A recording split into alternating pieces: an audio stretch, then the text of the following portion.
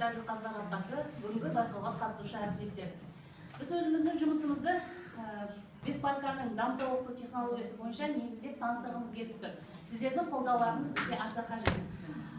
Оқушы сатысында нені анықтадық? Оқушы сатысы эссе жазып үйренейік атты 10-11 сынып оқушыларына бағдарламаның қажет екенін анықтады.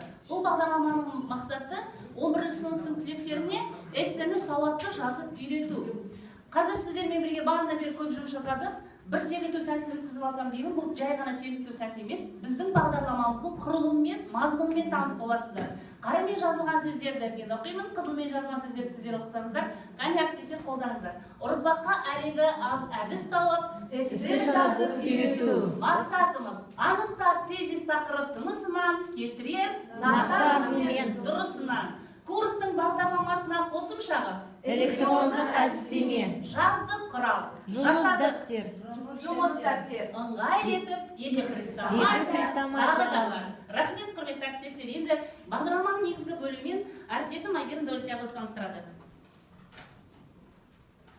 Сәлеметсіздер ме? Алгоритмдік сатыға назар аударсақ.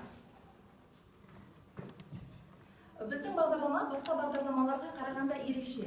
Несімен? Мен қазір оны сіздерге дәлелдеймін. Себебі біздің бағдарлама қазақ тілі мен әдебиеті пәнін тереңдетіп оқытудың негізі, ол біріншіден, екіншіден қорытынды аттестаттауға оқушыны дайындаудың көзі болып саналады. Үшіншіден, біздің осы вариативті курсқа оқушылар өздерінің қызығушылығын арттыру үшін және өздерінің қызығушылығымен келеді. Біз оларды міндеттемейміз, олар міндетті түрде өздері үшін емтиханға дайын болу үшін келеді. Яғни осы курстың нәтижесі бізге не берді? Әдебиет сабағында да біз эссе жазамыз, және курста да эссе жазамыз. Алайда білім сапасы курстағы жазған эссенікі әлдеқайда жоғары.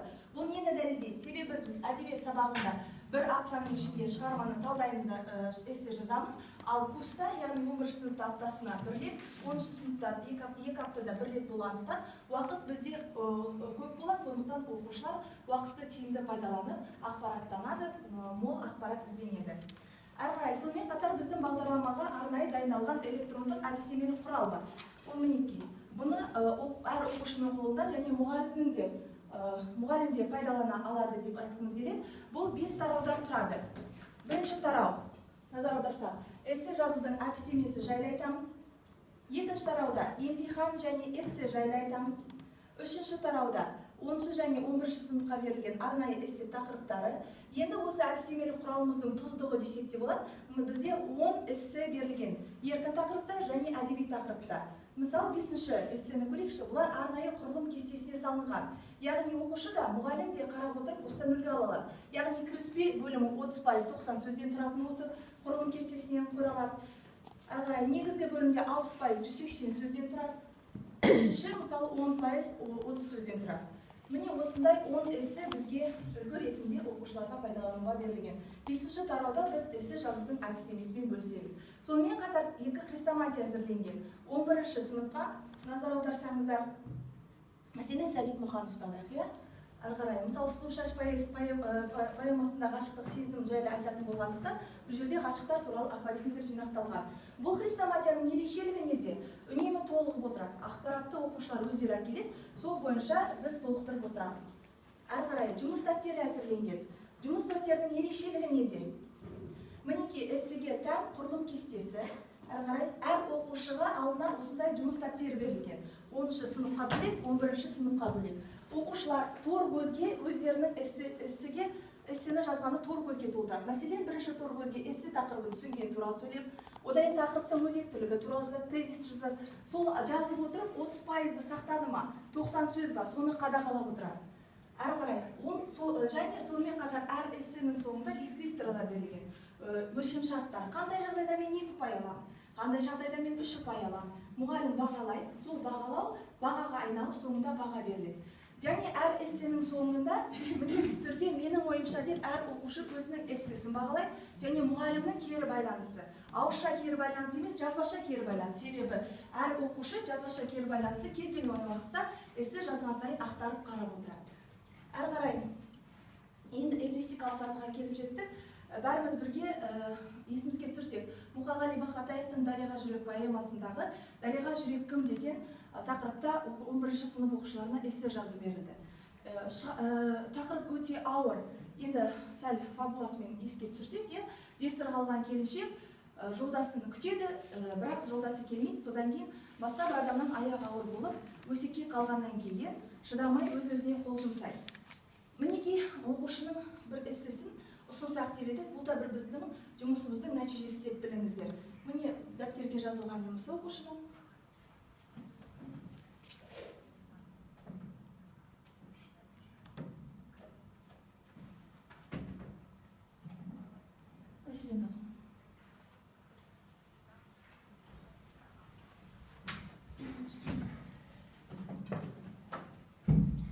Кішкене ақау болып тұр. Ал негізінде оқушы бұл эссені жазып үйренді. Қазір қалай нақты жазып шыққанын оқушының ойымен көрсеңіздер.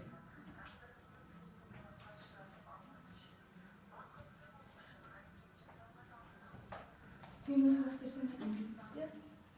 Өзінің жазған эссесі бар.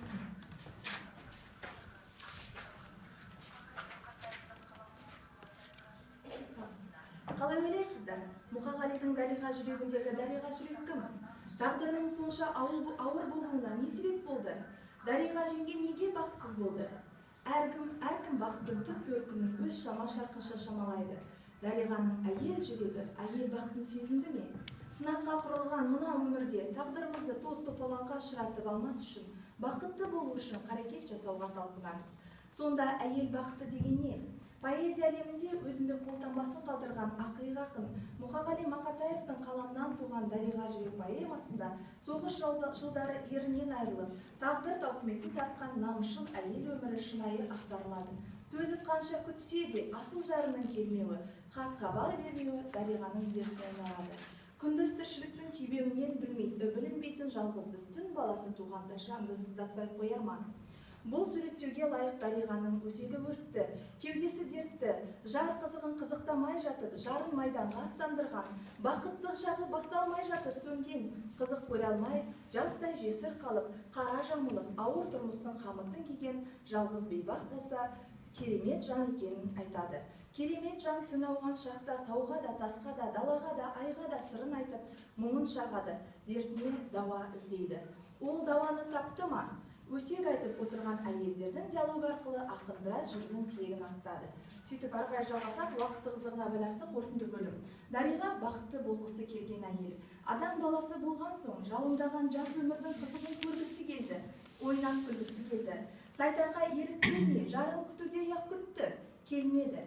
Жар құшағын аңсады, шөлдеді. Табиғаттың заңына кім қарсы тұрған? Әйел бағыты қосағымен бірге ана деген аяулы сезімді сезіну. Алайда өртенген тәнге су табылып, бойына бала бітуі Дариға үшін бақыт емес, қайғы болды. Дариға жүрек бақытты жүректен іздеген жан. Бұл оқушының бірден жазған эссесі емес, әрине, талай түзетулерден кейін өткен эссесі жазған болатын. Міне сөзімізді қорытындылайтын болсақ, біз шығармашылық сатыға да келіп жеттік. Әрбір жұмыстың өз нәтижесі болады. Нәтижесіз жұмыс ол бір мәнсіз болатын шығар. Сондықтан біздің жұмысымыздың нәтижесі бар. Жаңа көрдіңіздер, оқушының жазған эссесі, енді біздің 11-ші сыныптың түлегі, алтын белгі үміткер, Әйгерім Дәулетжанова 5-ші сыныптан бері оқып келе жатқан оқушысы арнайы шақыртумен мәселе бағдарламасына барып, тәуелсіз сарапшылардың алдында эссе жазып 5-те 5 деген бағаны алып келді. Соны сіздерге мақтанышпен көрсетсек. Мінекей көріп отырсыздар, мәселе бағдарламасына барды. Оқушымыз мынау кішкене дауысы шықпай тұр әрине. Сондағы жаңа шамалы болса да. Бүгінгі мәселе мынадай. Алтын белгінің тағдыры енді ұлттық бірыңғай тестілеу емес, емтиханы. Баламша емтихандағы эссе шетелдік IELTS бетті. Біз Асанәліге бөжей мен Сағынайдың асын салыстыру деген тақырыпта эссе жазғыздық. Тура 3 сағат. 45 минут. Бірінші астың не екені туралы жай мәлімет бердім. Одан кейін бөжей мен Сағынайдың асы туралы мәлімет бердім. Өз ойымда екеуін салыстырып өзім жаздым. Біздің баға беруге құқығымыз жоқ. Оқыдық, дәптерді алып, мұғалімге бардық. Бағасын айтты. Тезісінде жақсы болды. Міндетті 5-те 5 болды. Бұл критерия жасай. Кішкентай ғана ауылдың тұрғыны біздің мектебіміздің оқушысы осындай бағдарлама барған біздің жұмысымыздың жемісі деп білеміз.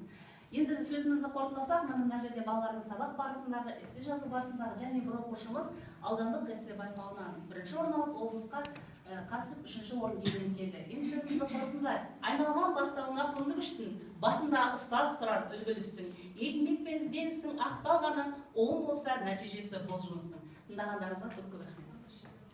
Енді сұрақтарыңыз болса, біз өзіміз үшін алғымыз келеді, келешекте бұл жұмысты біз әрі қарай істегіміз келеді. Алдарыңызға мынандай бағдаршам берген болатынбыз. Қызыл түсте ұсынысым бар, сары түс сұрағым бар, жасыл түс ұнады деген. Барлықтарыңыз қолдап көрсетіңіздер. Ал жасыл мына жақта көрінбейді. Рахмет.